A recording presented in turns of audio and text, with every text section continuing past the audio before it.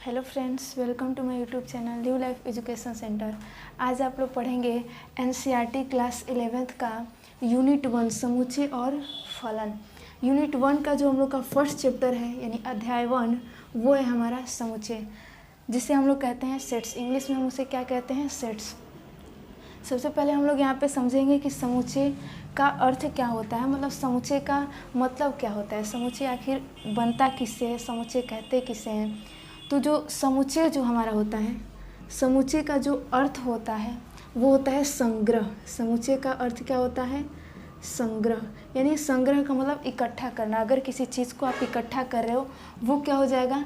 समुच्चय। अब यहाँ से हो जाएगा कि किसी भी चीज़ को नहीं आप इकट्ठा कर रहे हो तो उसमें जो कोई गुण समान होना चाहिए, किसी गुण के हिसाब से। जैसे कि आप इकट्ठा कर रहे हो, आप मान लीजिए आप प्राकृत संख्या को इकट्ठा करो तो 1 2, तो उनका गुण क्या है कि वो क्या है? प्राकृत संख्या है।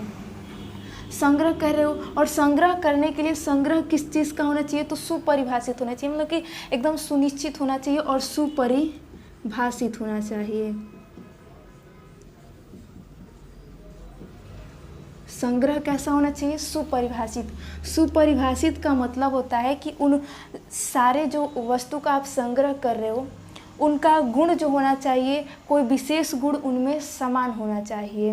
यानी कि उनमें 2 या फिर 2 से अधिक गुण समान होना चाहिए। जिस वस्तु का आप संग्रह कर रहे हो उनमें 2 या 2 से अधिक गुण क्या होना चाहिए? समान होना चाहिए। तो सुपरिभाषित का मतलब कि 2 या 2 से अधिक गुण। गुण मतलब जानते हो, उनमें जो गुण पाया जा रहा हो वो क्या होना चाहिए? समान होना चाहिए। समुच्चय का मतलब क्या होता है? उसका अर्थ संग्रह, किसी वस्तु को इकट्ठा करना। संग्रह का मतलब संग्रह कैसा होना चाहिए? तो सुपरिभाषित होना चाहिए। और सुपरिभाषित का मतलब 2 या 2 से अधिक गुण समान होना चाहिए उन वस्तुओं का। अब इसी पे हम लोग परिभाषा इसका लिखेंगे, समुच्चय का परिभाषा। इसका जो परिभाषा हो जाएगा यानी डिफिनेशन, कि मान लीजिए आप वस्तुओं को इकट्ठा कर रहे हो, यानी कि वस्तुओं को आप संग्रह कर रहे हो, और कैसा वो तो सुपरिभाषित होना चाहिए, उनमें कोई ना कोई गुण समान होगा, तो वो हमारे सेट यानी कि समुच्चय के अंतर्गत आ जाएगा। तो आप लिखोगे कि वस्तुओं का सुपरिभाषित। अब सुपरिभाषित का मतलब आप समझ लीजिए कि उनमें कोई 2 या 2 से अधिक गुण समान होना चाहिए। वस्तुओं का सुपरिभाषित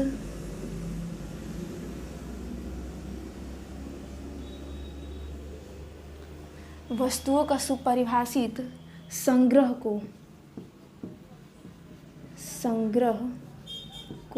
हम क्या कहते हैं?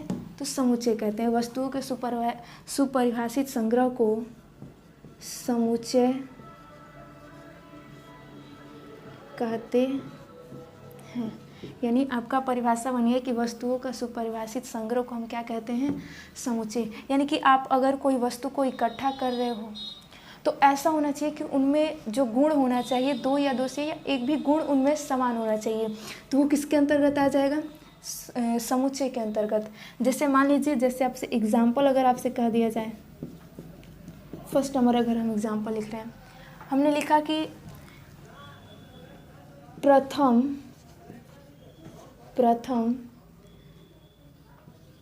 10 प्राकृत संख्याओं का समुच्चय या का संग्रह लिख देते हैं। प्रथम 10 प्राकृत संख्याओं का संग्रह, मतलब अगर आप प्रथम नहीं कि शुरू से 10 प्राकृत संख्याएं इकट्ठा करेंगे तो वो समुच्चय होगा कि नहीं होगा। तो देखिए, इनमें एक गुण है कि वो क्या होनी चाहिए? प्राकृत संख्या होनी चाहिए। जैसे अगर हम इसको लिखना चाहें तो प्रथम से लिखना, यानी कि शुरू से, यानी 1 प्राकृत संख्या यानी नेचुरल नंबर। आप n बराबर कह सकते हो 1 2 3 4 5 6 7 8 9 10, यानी आपका 10 प्राकृत संख्या हो गया। अब यहाँ से देखिए, इनका यह विशेष गुण है कि यह 1 से लेकर कहाँ तक है? 10 तक ही है। और इनमें और भी कोई विशेष गुण है कि यह कैसी संख्याएं हैं? प्राकृत संख्या। अब मान लीजिए ऐसा थोड़ी है कि कोई आपको यह बोलेगा कि नहीं ये गलत है। जब आपने कहा कि प्रथम 10 प्राकृत संख्याओं का हमने संग्रह किया है तो कोई ये नहीं कहेगा कि नहीं इसमें 11 भी आएगा। अगर आप 11 का शामिल करोगे तो वो प्रथम 10 प्राकृत संख्या में नहीं आएगा, क्योंकि 11 तो इसमें तो 11 संख्या हो जाएंगी, लेकिन हमको कितना चाहिए 10 ही। इसका बाद अगर हम दूसरा एग्जाम्पल लिखें, दूसरा एग्जाम्पल हम लिख रहे हैं कि अंग्रेजी वर्णमाला के स्वरों का संग्रह।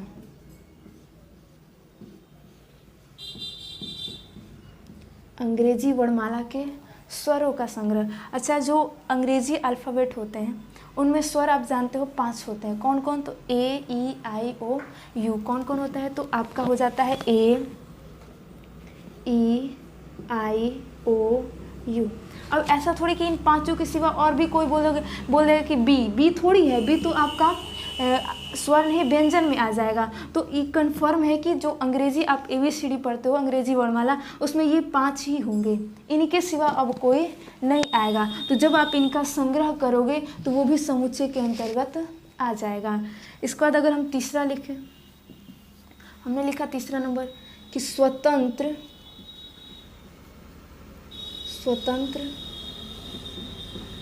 भारत के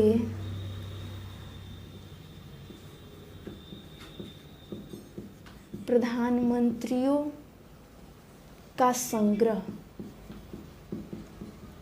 यहाँ से देखिए, अब यहाँ से कहा गया कि स्वतंत्र भारत के प्रधानमंत्री। अब ये जब से हमारा देश आज़ाद हुआ है उस टाइम से जितने भी प्रधानमंत्री हैं उन्हीं का तो नाम शामिल करोगे। ऐसा थोड़ी कि किसी का भी नाम उठा के इसमें शामिल कर दोगे, ऐसा नहीं है।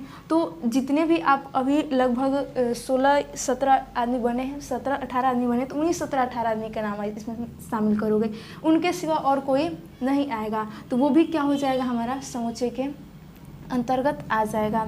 अच्छा, अगला अगर हम एग्जाम्पल देना चाहें, अगला एग्जाम्पल है कि प्रथम, या फिर ये भी कह सकते हो कि 10 से कम इसमें लिख देते हैं। 10 से कम समप्राकृत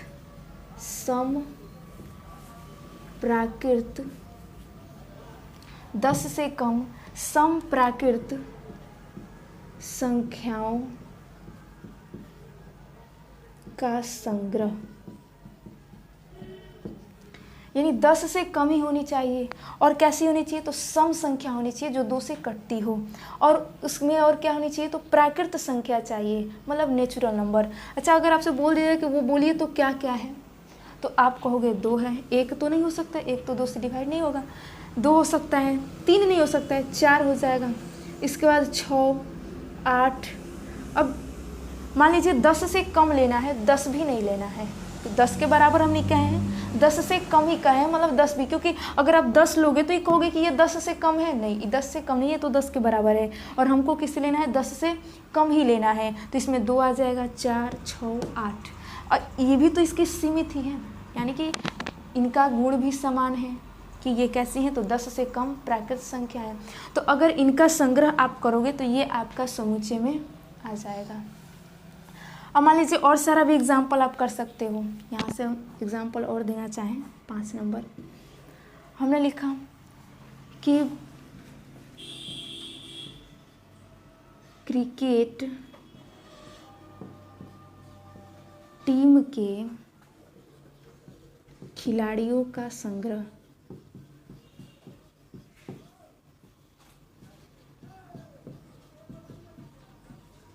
ये देखिए, आप जानते हो क्रिकेट टीम अगर बना लिया गया है तो क्रिकेट टीम बन गई है, तो उसमें जो खिलाड़ी होंगे, आप जानते हो क्रिकेट टीम में तो 11 खिलाड़ी आएंगे, तो उस टीम का अगर संग्रह करोगे तो वो नहीं, यानी कि अगर आप क्रिकेट टीम में जिसको शामिल किए होगे वही आएगा। ध्यान रखिएगा। अगर वैसे तो हम ये नहीं बोले हैं कि क्रिकेट के खिलाड़ियों का, क्योंकि क्रिकेट जो खेलने वाले तो बहुत ज़्यादा होते हैं, और हमने कहा क्रिकेट टीम के, यानी जो क्रिकेट टीम में जो शामिल रहेगा वही इसमें होगा। तो अगर उसका संग्रह करोगे तो वो आपका क्या हो जाएगा? समुच्चय हो जाएगा। और सब भी आप एग्जाम्पल लिख सकते हो। मान लीजिए और एक एग्जाम्पल हम लिख रहे हैं कि अगर आपसे कह दिया जाएगा कि 10 से कम, यानी देखो यहाँ से सम संख्या लिख लिया ना, एक बार 10 से कम विषम प्राकृत संख्या लिख लेते हैं। 10 से कम विषम प्राकृत संख्याओं का समुच्चय, यह समुच्चय संग्रह, यानी 10 से कम विषम प्राकृत संख्याओं का संग्रह। अब ध्यान दीजिए, 10 से कम विषम प्राकृत संख्याओं का संग्रह कन्फर्म है कि इसमें क्या क्या आएगा, तो 1 3 5 7 9 यही आएगी हमारी, 1 3 5 7 9, ठीक है। अगर मान लीजिए यानी कि ये सब जितना भी आप एग्जाम्पल लिखे हो ये सब समुच्चय के अंतर्गत आ जाएगा। इसके बाद मान लीजिए ऐसा अगर आप लिख रहे हो, मान लेते हैं कि 7 नंबर एग्जाम्पल, कि भारत के महान कवियों का संग्रह, कवियों का संग्रह, ध्यान से देखिएगा, कहा जा रहा है कि भारत के महान कवियों का संग्रह।